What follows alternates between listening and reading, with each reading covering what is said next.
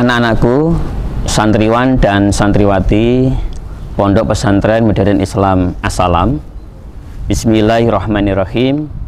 Assalamualaikum warahmatullahi wabarakatuh. Alhamdulillah, wassalatu wassalam ala rasulillah wa ala alihi wa ashabihi wa man tabi'ahum bi ihsanin ila yaumil qiyamah. Anak-anakku sekalian, banyak sekali keutamaan membaca Al-Quran, baik membaca Al-Quran secara khusus maupun membaca Al-Quran secara umum. Rasulullah Shallallahu Alaihi Wasallam pernah bersabda, afdolu ibadatu ummati qiraatul Quran. Ibadah yang utama dari umatku adalah membaca Al-Quran. Di hadis yang lain yang diriwayatkan oleh Abu Dawud, Rasulullah memberikan gambaran orang mukmin yang selalu membaca Al-Quran digambarkan seperti buah yang aromanya wangi dan manis rasanya. Sedangkan seorang mukmin yang tidak suka membaca Al-Quran digambarkan sebagai buah yang rasanya manis tapi tidak harum. Sedangkan orang yang fasik yang suka membaca Al-Quran digambarkan sebagai buah yang pahit tetapi harum aromanya. Sedangkan orang fasik yang tidak suka membaca Al-Quran digambarkan sebagai buah yang pahit rasanya juga tidak wangi. Anak-anakku sekalian, Al-Quran juga mengungkapkan, yang ini bisa kita dapatkan dalam surat Ali Imran ayat 204. Wa idza quri'al Qur'anu fastami'u lahu wa ansitu la'allakum turhamun. Wa idza quri'al Qur'anu, dan apabila Al-Quran dibaca, fastami'u lahu, maka hendaklah kalian mendengarkannya, wa ansitu, dan diamlah, la'allakum turhamun, agar kalian mendapatkan rahmat. Kalau mendengarkan Al-Quran saja bisa mendatangkan rahmat, apalagi kalau kita membacanya. Ingat anak-anakku, orang masuk surga itu bukan karena amalnya, tapi kita masuk surga karena rahmat Allah. Maka kita harus banyak melakukan yang bisa mendatangkan rahmat Allah. Salah satu di antaranya adalah mendengarkan ayat-ayat Allah atau membacanya. Anak-anakku sekalian, banyak hadis yang mengungkap berkaitan dengan fadilah ataupun keutamaan membaca Al-Quran. Salah satu di antaranya adalah hadis yang cukup familiar di telinga kita, yang diriwayatkan oleh Abdullah bin Mas'ud. Man qara'a harfan fi kitabillah, atau man qara'a harfan min kitabillah, barang siapa yang membaca satu huruf dari kitab Allah, dia dari Al-Quran, falahu bihi hasanatun, maka baginya satu kebaikan. Fal hasanatu bi asyri amsalya, dan satu kebaikan tersebut kemudian dilipatkan 10 kali lipat atau 10 kali kebaikan. La aqul, saya tidak mengatakan alif lam mim satu huruf, walakin akan tetapi alif satu huruf, lam satu huruf, mim satu huruf. Anak-anakku sekalian, dalam Risalatu Mu'awanah halaman yang ke-9 disebutkan bahwa Ali bin Abi Thalib karamallahu wajhah bahwa keutamaan membaca Al-Quran yang disebutkan dalam hadis tadi itu adalah keutamaan membaca Al-Quran di luar sholat walaupun tidak dalam keadaan suci. Dan apabila kita membaca Al-Quran dalam keadaan suci, fadilahnya lebih besar lagi. Dan apabila kita membaca Al-Quran dalam keadaan sedang melaksanakan sholat, meskipun duduk, fadilahnya atau pahalanya lebih besar lagi.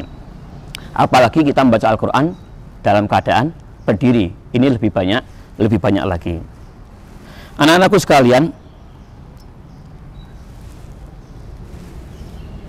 dalam kitab yang disusun oleh Ibnu Qudamah, Mukhtasar Minhajul Qasidin, yang Mukhtasar Minhajul Qasidin ini ringkasan dari kitab Minhajul Qasidin yang ditulis oleh Ibnu Jauzi, dan ini merupakan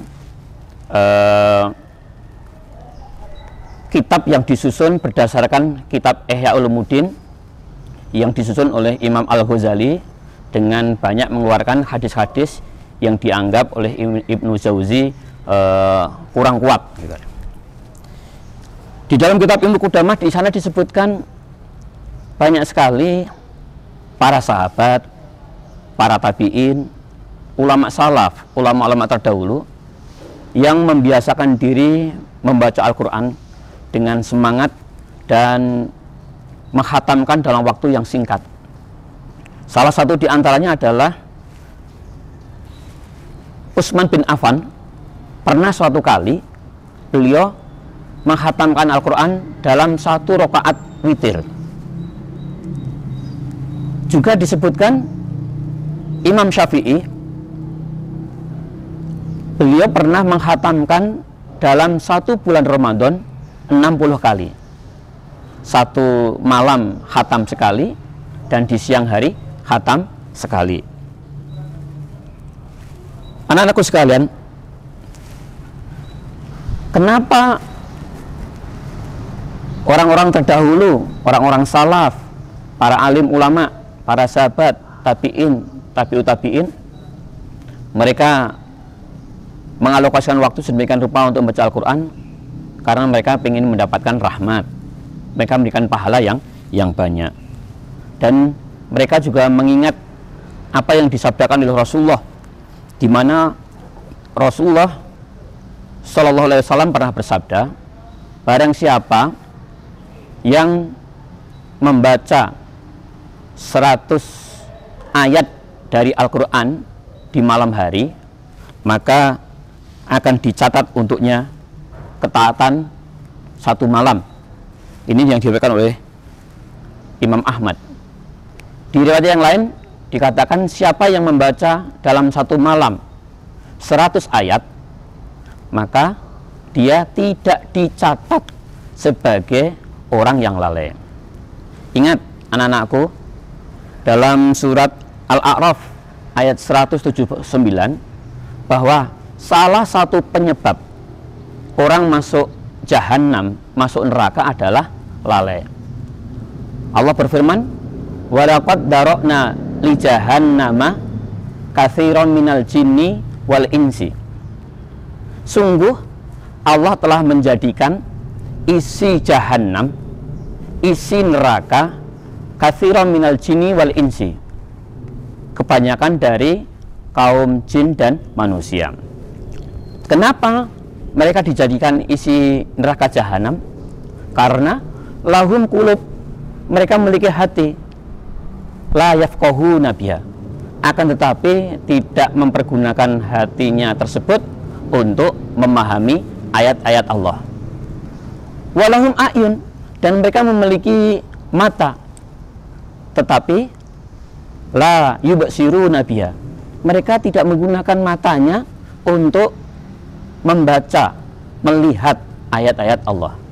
Walahum adanun, dan mereka memiliki telinga, akan tetapi la yasma'una biha, mereka tidak gunakan telinga tersebut untuk mendengarkan ayat-ayat Allah. Ulaika kal an'am. Mereka tersebut seperti binatang ternak. Balhum adol. Bahkan mereka lebih sesat daripada binatang ternak. Ulaika humul ghafilun. Dan mereka itulah termasuk orang-orang yang lalai. Untuk itu, anak-anakku sekalian, jangan sampai kita termasuk orang yang lalai. Maka kita harus membiasakan diri membaca Al-Quran. Kita gunakan mata kita untuk membaca Al-Quran, kita gunakan hati kita untuk memahami Al-Quran, isi kandungan Al-Quran, kita gunakan telinga kita untuk mendengarkan ayat-ayat Al-Quran. Dalam riwayat lain disebutkan, ketika seorang hamba menghatamkan Al-Quran, maka di penghujung hatamnya ada sebanyak 60.000 malaikat akan memohonkan ampun untuknya. Ini hadis yang diriwayatkan Ad-Dailami. Ibnu Mas'ud juga pernah berkata, barang siapa yang menghatamkan Al-Quran, maka dia memiliki doa yang dikabulkan. Nah, berkaitan dengan tersebut, Anas bin Malik, apabila beliau menghatamkan Al-Quran, kemudian beliau kumpulkan seluruh keluarganya, lalu berdoa.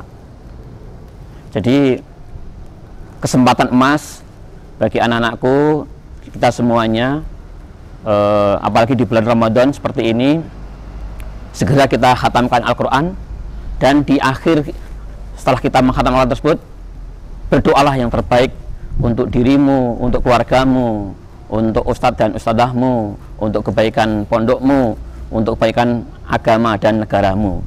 Karena orang yang selesai menghatamkan Al-Quran, doanya dikabulkan. Anak-anakku sekalian, tidak hanya itu, Al-Quran juga akan memberikan syafaat kepada orang yang membacanya. Rasulullah pernah bersabda, Iqra'ul Quran, bacalah Al-Quran, fa innahu, karena sesungguhnya Al-Quran tersebut ya'ti syafi'an yaumal qiyamati. Al-Quran tersebut akan datang pada hari kiamat menjadi syafaat, menjadi penolong atau yang melengkapi kita, li sahibihi, bagi orang yang selalu membacanya. Nanti di hari kiamat kita butuh sekali pertolongan, ya, kita butuh sekali syafaat, ya. Apalagi orang pada saat itu dikumpulkan di padang mahsyar dalam keadaan telanjang, tanpa alas kaki, yang laki-laki juga tidak dikhitan, kemudian matahari diturunkan di atas kepala manusia, kemudian mereka akan berkeringat, dan banyaknya keringat sesuai dengan amal yang mereka perbuat. Ada yang keringatnya menggenang sampai mata kakinya, sampai lututnya, ada yang sampai perutnya, ada yang sampai dadanya, bahkan ada yang mereka itu tenggelam oleh keringatnya sendiri. Semua butuh pertolongan, semua butuh perlindungan, semua butuh syafaat. Dan salah satu yang bisa menjadi syafaat kita adalah Al-Quran yang selalu kita baca ketika di dunia. Maka biasakanlah membaca Al-Quran. Kemudian ada sebuah hadits qudsi. Apa itu hadits qudsi? Hadits qudsi adalah hadis, tetapi sebetulnya itu adalah perkataan atau firman Allah, ya, yang tidak masuk di Al-Quran, tapi dikemas tersendiri kemudian disampaikan oleh Rasulullah, ya, menjadi hadits qudsi. Dan hadis ini diriwayatkan oleh Imam Al-Baihaqi, yang artinya Allah berfirman, siapa saja yang disibukkan oleh membaca Al-Quran hingga tak sempat zikir lain kepadaku dan meminta kepadaku, maka aku akan memberikannya balasan terbaik orang-orang yang meminta. Ingatlah keutamaan Al-Quran atas kalimat-kalimat yang lain, seperti keutamaan Allah terhadap makhluknya. Ini hadis yang diriwayatkan oleh Al-Baihaqi. Maka kita harus sadar, ya, ketika kita membaca Al-Quran, ingat Al-Quran adalah kalamullah. Tidak ada kata-kata yang lebih baik daripada Al-Quran. Kata-kata siapapun. Maka pada saat kita membaca Al-Quran harus memperhatikan adab-adabnya. Dan ingat, orang yang belajar Al-Quran dan mengajarkan ini adalah orang-orang yang terbaik. Sebagaimana hadis yang diriwayatkan oleh Utsman bin Affan, Rasulullah bersabda, khairukum man ta'alamal Qur'an wa 'allamahu. Sebaik-baik kalian adalah yang belajar Al-Quran dan mengajarkannya. Untuk itu anak-anakku sekalian, ada beberapa hal lagi yang perlu kalian perhatikan pada saat kita membaca Al-Quran. Yang pertama, pada saat kita membaca Al-Quran, hendaknya kita membaca Al-Quran dengan tartil. Dan juga harus memperhatikan adab-adab lainnya. Sebaiknya kita membaca Al-Quran dalam kondisi suci, di tempat yang suci juga, di tempat yang baik, menghadap ke kiblat, sebisa mungkin duduk yang sopan atau bersila, menghadirkan hati, ya khusyuk, penuh dengan kerendahan hati, mengagungkan, menghayati, sehingga apa yang kita baca betul-betul tertancap di dalam hati kita. Dan dalam waktu kita membaca itu seperti seakan-akan kita seorang prajurit yang mendapatkan pesan dari seorang komandan. Dia akan baca teliti betul, jangan sampai keliru, dan siap melaksanakan tugas. Dan mestinya seperti itu.